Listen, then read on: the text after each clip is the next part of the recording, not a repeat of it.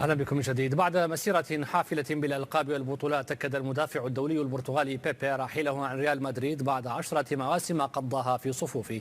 بيبي ورغم وفائه للنادي الملكي فتح النار في آخر أيامه على إدارة الميرينغي ومدربه زين الدين زيدان.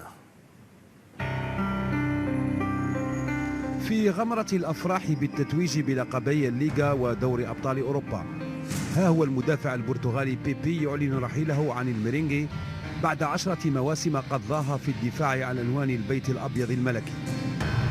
بيبي الذي عاش رفقة الريال أجمل أيامه أكد في تصريح لإذاعة كادينا كوبي أنه سيرحل عن النادي بسبب عدم تجديد إدارة النادي لعقده الذي ينتهي في يونيو حزيران الجاري، في الوقت الذي كان فيه ينتظر تمديد العقد لسنة إضافية.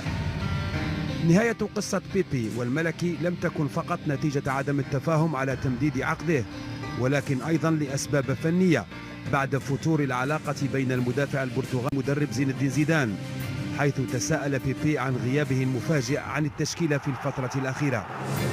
وفي ظل الأنباء والتقارير الإعلامية التي تشير إلى اهتمام أندية باريس سان جيرمان وإنتر وحتى من إنجلترا بخدمات ابن 34 الذي غيبته الإصابات عن أبرز مباريات الموسم، يتطلع بيبي لفتح صفحة جديدة في نهاية مشواره الكروي بعيدا عن ملك أوروبا، وهو الذي حقق معه 3 ألقاب في دوري الأبطال ومثلها في الليغا وكأسين في مسابقة الملك، وهما قد يشفع له فيما تبقى من مشواره الكروي الثري.